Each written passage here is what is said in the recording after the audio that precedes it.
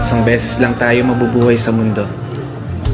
Kaya naman, dapat sulitin mo na ang bawat segundo nito. Gawin mo lang palagi yung mga bagay na tingin mo magpapasaya sa'yo. Mati mo nga anak eh. Puntahan yung mga lugar na gusto makita ng mga mata mo. Kasi isang beses lang. Si Texan. Oo, isang beses lang. Tayo may pagkakataon dumaan Mati mo. sa kalsada ng buhay na hindi mo na mababalikan. Dahil habang tumatanda tayo, meron tayong isang bagay na malimit na kakaligtaan. Yun ay maglaan ng oras para sa sarili nating kaligayahan.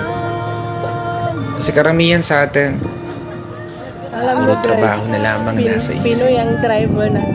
Sa pagtulog na lang dinadaan yung pahinga habang namamasyal sa panaginip. Malirata ka rito. Pagkising, trabaho ulit hanggang sa hindi mo na magawang masulit kahit man lang saglit. Yung oras na kay bilis pumipihit. Pero hindi ko sinasabi na huwag ka na magtrabaho. Gusto ko lang ipaalala sa'yo, Mati mo nga ipaalala sa sarili ko. Pag dumating na yung araw na hindi mo na magagawang ihakbang ang mga paa mo, siguradong isa lang ang bagay na tatakbo sa isip mo. Sana pala ginawa ko na yung mga bagay na gusto ko. Sana pala sinulit ko na yung mga oras na meron ako. Kaya hindi pa huli, pagkakataon ka pa. Hanggat hindi nagpaparamdam si Lord, wala ka pang dapat ipag-alala. Hanggat hindi ka pa tumatago sa pintuan, wala kang dapat ipangamba. Dahil hanggat humihinga ka, magagawa mo pa. Gawin lahat ng mga bagay na gusto mo.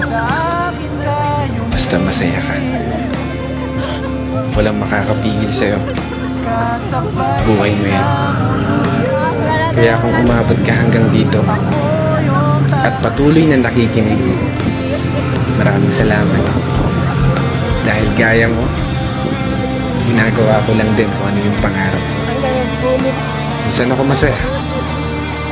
Sa paraan na to, magawa kong may bahagi sa iba. Kaya isang pagpupugay para sa lahat ng mga kapatid na motorista na patuloy sumasabay sa hamon ng buhay.